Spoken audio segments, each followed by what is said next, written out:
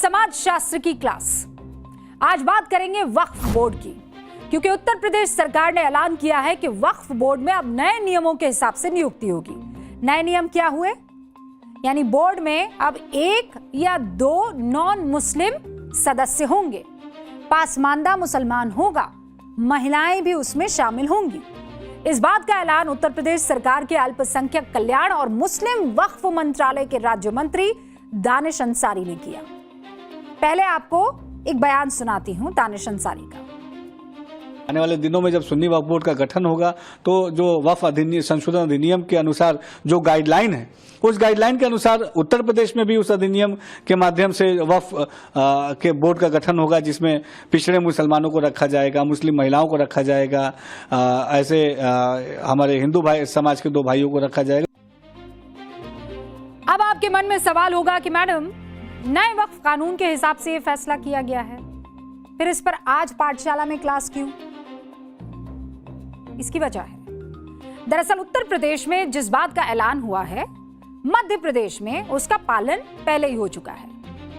मध्य प्रदेश सरकार ने राज्य वक्फ बोर्ड को नए सिरे से बना दिया है। इसमें शामिल 9 सदस्यों में 2 नॉन मुस्लिम हैं, 2 हिंदू हैं।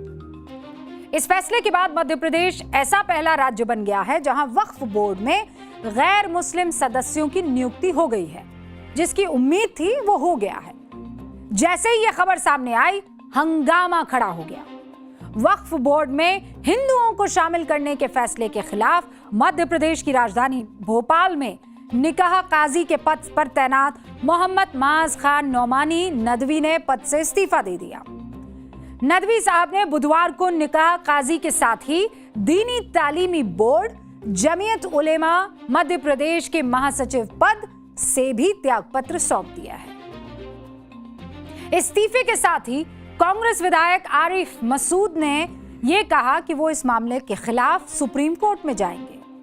भोपाल में सरकार के फैसले के खिलाफ प्रदर्शन भी हुआ, लेकिन आज जो लोग हिंदुओं के शामिल होने पर प्रदर्शन कर रहे हैं, वो तब कहां थे जब वक्फ की दान की गई बहुत सी प्रॉपर्टी में गड़बड़ी हो रही थी। अब आप कहेंगे वो कैसे? मैं जरा आपको बताती हूं।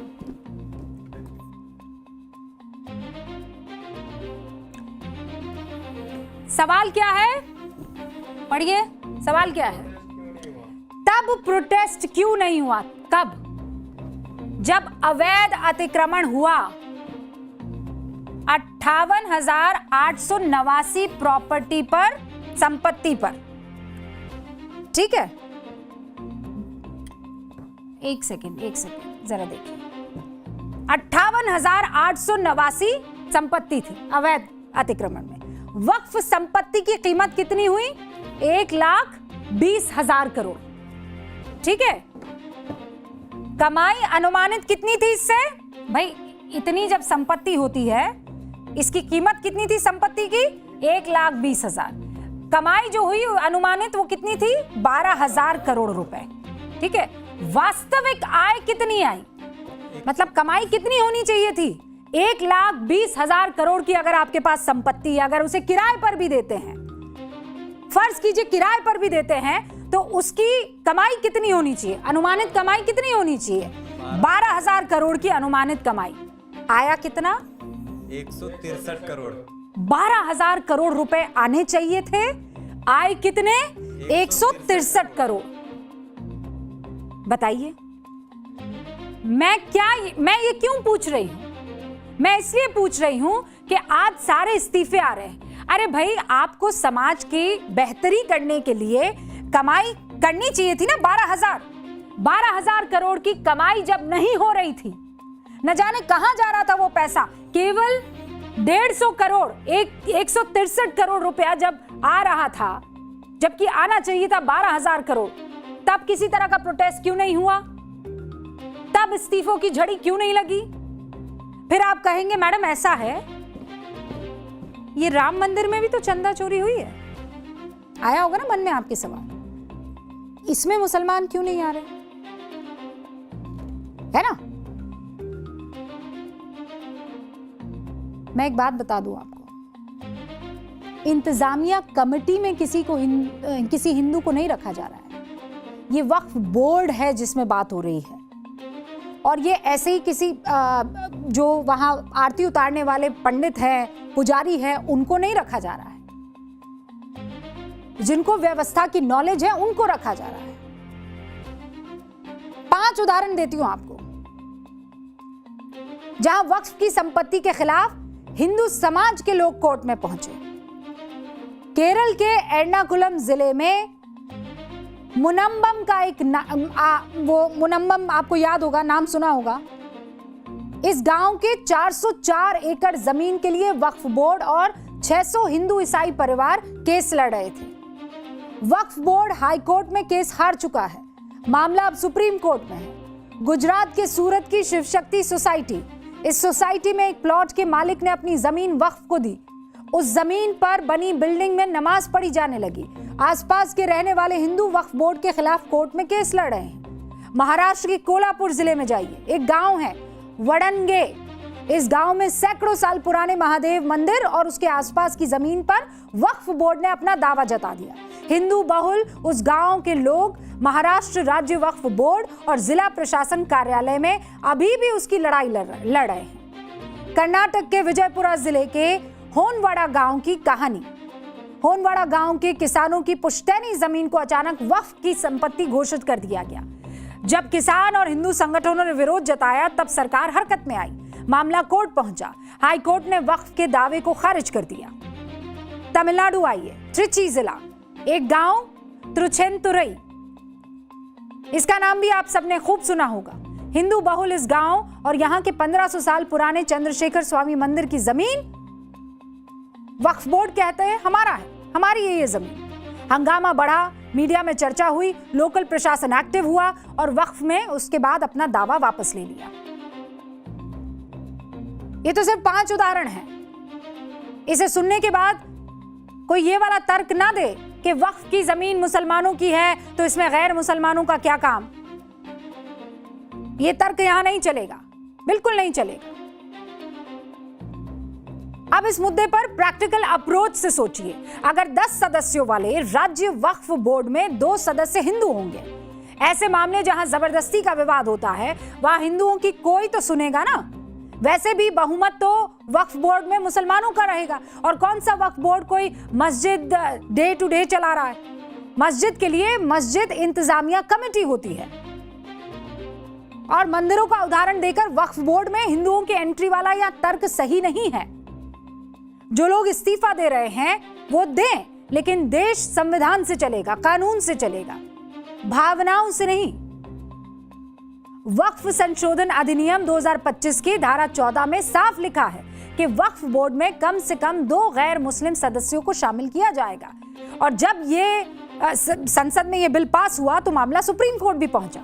सुप्रीम कोर्ट ने अपने आदेश में साफ कहा कि बोर्ड के 11 सदस्यों में से 3 से अधिक गैर मुस्लिम नहीं हो सकते हैं।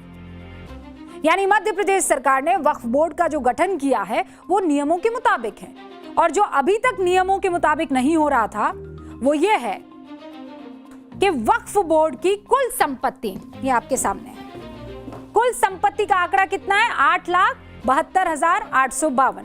ये कुल संपत्ति है, ठीक है। संपत्ति कोर्ट या ट्रिब्यूनल में, यानी जहां कुछ तरह की गफलत या गड़बड़ी चल रही है, वो कौन से कितने हैं? 8,72,852 में से है 13,200।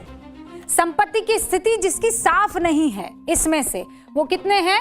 वो 4,36,000। 4,36,000 संपत्ति की स्थिति साफ नहीं है। फिर आप आ जाइए, किन किन संपत्तियों पर अतिक्रमण है, यानी इल्लीगल या फिर एनक्रोचमेंट, इल्लीगल ऑक्यूपेशन या एनक्रोचमेंट, वो है 58,889। फिर आ जाइए, संपत्ति बिना विवाद के कौन सी है? वो बच जाती है 3,64,763।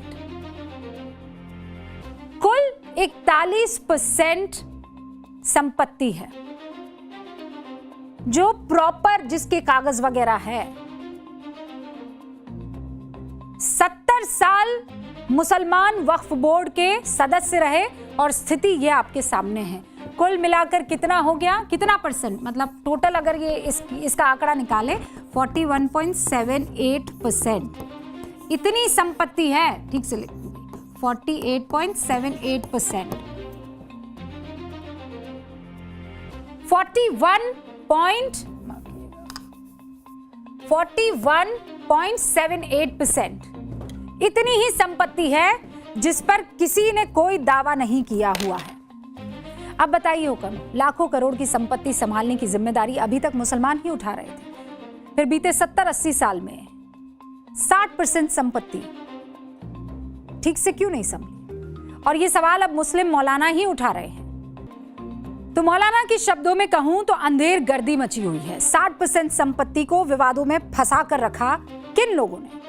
वक्फ की संपत्ति से आए पैसों की बंदरबाट हुई क्या? जब सारे मुसलमान वक्फ बोर्ड को संभाल रहे थे, तब इन तमाम चीजों को सुलझाया क्यों नहीं गया?